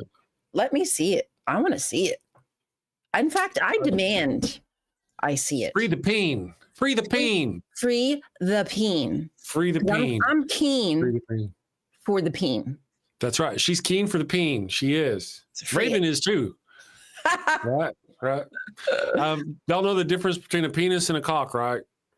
Size. Oh, is that what a technical term? Can we say that on the show? I don't know. We covered well, we did first. Just saying. Ask me about my wiener. I love that. I always say that. There you go. Yeah, I usually charge people though. Ember says, or when Sarai threw Abram's severed foreskin onto Yahweh's feet. I think that was Moses. Wait, who'd they say? I thought it was. I thought Moses's wife cut off his. Moses's wife cut off his son's foreskin and then rubbed it on his own feet. What kind of naughty, sick, twisted people are they? Whether it was feet or dick, either way, it's weird. I just don't get it, man. I don't see it. I don't. How? What does it do? I'm confuzzled. Like, I get that blood is sacred, so they do a lot of things with blood. I mean, there's still people today who do a lot of like magic workings and things with blood. Like, Do your thing, babes. Let your freak flag fry. Let it fry too. Like, that's cool. But I mean, I'm just trying to understand the appeasement. Yeah, I don't, why it's still, there are a lot of things I feel, I mean, there are other things in our world that we equally cannot live without. You know, and this notion that you don't really, here's the deal. I think this is what a lot of it is. In order to find out if you really mean it, you have to shed blood. That's how we know if you really mean it. I guess. Otherwise, you could just be lying. But if you really mean that you love our God, you'd be willing to cut the tip of your dick off. I see. You know? Yeah. And we'd like to get some footage of that, Ryan, if you happen to be down. I mean, You know what's weird though? That the fact that they left the story in there about the when they cut off all the group of people that had been the ones to assault Dinah, like the guy who was from that group, and then they were like, okay, all will be forgiven. Her family said, all will be forgiven if you let us circumcise you. They left. I just think it's weird to leave that story in, because then it really, I don't know, I feel like it changes the whole meaning of getting circumcised when you leave such a nasty taste in my mouth about when you did circumcise some dudes, then you took advantage of them and killed them.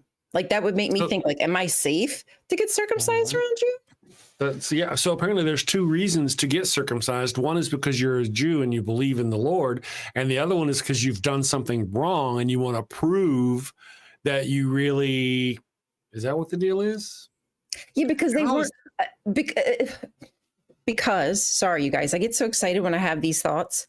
They weren't Jews, right? They were not Hebrews. They were not Yahwehs like they were Yahwehs, like Dinah was Yahwehs. Let me just say that. That's probably the more accurate thing to say. So simply by chopping off the tip of their dick, like you said, wouldn't turn them into Yahwehs. So it had to be some kind of punishment or appeasement, as like to your point, right? Because you're not just miraculously a Jewish person nowadays if you cut your wiener off. Right. That's not all it takes. It takes more than that. I would assume it took more than that back then too. Voodoo Child says circumcision isn't a thing to God anymore. There is a new covenant. Well, yeah, we were actually talking about this on the show the other day, Voodoo Child, and here's the reason why.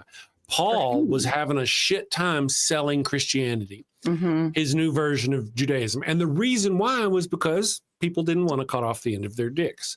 So part of the new covenant is that you don't have to do that anymore. Isn't that weird? That's not weird to you? So it's not important? So you mean them past like 100, 500, 600 years of them doing it meant nothing? They didn't need to do it? Yep, they need to do it. But all of a sudden now, because they can't get people into their new hate faith because of the circumcision deal, they're willing to drop that to let people in. So that alone should tell you something. Jonathan says, I'm smart enough to know your intentions are good. Do you think my intentions are bad? I don't think your intentions are bad. I mean, me personally, I don't think your intentions are bad. Yeah. Because I've been you. So I don't know. I didn't know better back then, just saying. No offense, but I did not know better. The things I was saying were very offensive, and I couldn't see beyond myself to know that. Yeah, that's a good point. Good point. Guitar Dog says, since circumcision is gone, that means Jesus died for our skins. Fuck me. That would be like the best t-shirt. It would, wouldn't it? Which team are you on? Shirts or Jesus skins? died for skins. Jesus. Oh, he did. He did. In the new, what's that show called? Fallout. It's a post-apocalyptic world. Bottle caps are the currency of the day. Oh, I don't know why. Just bottle caps are the thing. I don't know why that's the currency, but apparently we could do that with foreskins. You know, can't get into the club unless you give us 3 foreskins. It's the 3 foreskin. But wait, one guy's performing tonight. Got to give 4 foreskins. No to change. get in the club. No change. No change. Yeah, we don't take conservative foreskins. Those aren't big enough to really matter. Oh man. Wine skins. I think, John, one of the things I was asked you your question about whether or not your intentions are good enough or bad. That's kind of really where I was going. Once you're exposed to the knowledge, what you do with it and where you go after that determines whether you're good or bad. Now you can go research the knowledge that we've dropped on you today, find out if we're right and wrong. You can rewatch the stream if you want and go look the shit up. Go have your favorite AI go, is this right about what they say about the Bible? And then afterwards, if you still go around trying to preach this to people and telling them atheism is wrong or whatever you're doing, that exposes your character as not a really good person. There would be your answer. Mm. I'm just saying. Just saying. That's my perspective. Bad energy sucks. That's right. Soot Kettle says, hair star in the show, preacher got a whole new ear made of vampires' foreskin. Yes, skins. They grew back. Yeah, that's a whole different story. I'm going to go ahead now. It's a little early. I'm going to wrap us up. Speaking of foreskins. Wrap. Anyway. I know. Let's see who else did us there. Thank you very much, Raven Lunatic. You want to read this one for me? Miss Ryan? The one that just popped up. Yes, My please. partner partner has this strange kink where he liked to chew and suck on my foreskin during sex. Makes me wish I threw it out. You shouldn't have saved it, is what the deal is, or at least hide it from him, you know. Raven. Raven, thank you for the $5 super chat. I'm going to read our fun fan funding for the day and we'll wrap it up. Raven Lunatic for $2 says, what's a nun in a wheelchair called? Virgin Mobile. I can see that on a billboard. Raven Lunatic for $5 says, my partner and I accidentally got pregnant and we decided to name him No Pun. That way he would be certainly aware he was not intended. That's good enough. Broken Condom is always a good name for those same children. Deviant Outcast for 56 says, Old Testament God promises Noah to never again destroy all of humanity. New Testament, Armageddon. There's one of those, Jonathan, another contradiction in the Bible. Matter of fact, I have a link.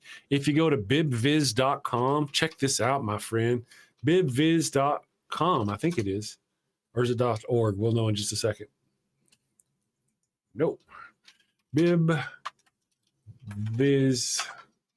There we go. Damn it, Jim. Viz.org. Apparently there it is. All right, I'm going to post this link in the chat. Don't go to bibviz.com. Apparently it is set up as a scam page to trick you into opening up your firewall. Ignore that. Go to bibviz.org and you will see this is a wonderful collection of contradictions in the Bible. Ooh. Check that out, my friend. That is just fantastic. I'm going to share it with you. Look Does at that have these. the graph? Oh, yeah. It does. Isn't that a fan? This is the New Testament over here. These are all the contradictions where over here it says go left. Over here it says go right. Over here it says go center. Check that out, my friend, and see what you think. Learn, educate yourself. Come back and tell us what you found. First time I saw that, it blew my mind. Mm-hmm. And then let's see. Raven Lunatic said, Chris, this is not, oh, we must have missed this one. Chris, this is not a joke. I just want to ask for your honest opinion. Should I change my handle from Raven to my real name? Anita Cockenme. Maybe, you know, get him, girl. Where's yeah, I know. And that's why, if you ever wonder why Raven's going to hell, we've got a list. There's a list. And Raven Lunatic for $5 says, my partner has this strange kink where he likes to chew and suck on my foreskin during sex. Makes me wish I threw it out after the circumcision. All right, I'm going to go ahead I'm going to let you go, Ryan. I'm going to run this. I've got a little thing. You guys are not going to regret this. This is a foreskin thing since we're on the topic. Thank you all for your support. Hey, check this out, my friends. Love you. You're not going to believe this. I didn't believe it, but I mean, I was completely blown away whenever I heard it. I was like, oh yeah, that makes sense. Jesus was a Jew, and as such, he was circumcised 8 days after his birth. And guess what? You guessed it. They claim to have the actual foreskin of baby Jesus. Well, 5 or 6 different churches each claim to have the actual foreskin of baby Jesus. But surely one of them is bound to be authentic, right? And I'm sure they put...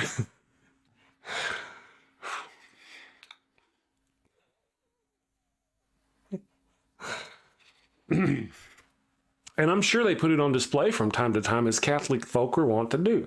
So you can probably even go look at the dick flesh of your Holy Savior if you want to. Thank you all for joining us. I want to mention, Jonathan Guerrera, you said I don't close the door completely. You might be right. It's totally possible. I just want to mention, I'm not saying I'm not changing your mind or anything. I just want to say some of the most, I want to say, influential atheists in our community started out as theists and then found, if you will, the light, the truth, and then went on to spread that light to other people. So Seth Andrews is one of those. He was a podcaster preacher for a long time, and now he's an atheist podcaster, one of the biggest in our community. So oftentimes those who came to the light late are the ones that end up learning a lot and leading. So have a wonderful day, guys. I'll see you guys tomorrow. Send safely, my friends. Take care. Got a house that smells like old cheese and shame. Father Flanagan's flesh candles change the game.